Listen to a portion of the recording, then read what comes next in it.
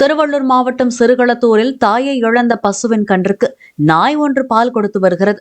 ஊராட்சி மன்ற தலைவரான ஹரிகிருஷ்ணன் என்பவரது வீட்டில் வளர்க்கப்பட்டு வந்த பசு கன்று ஈன்ற மறுநாளில் உயிரிழந்தது.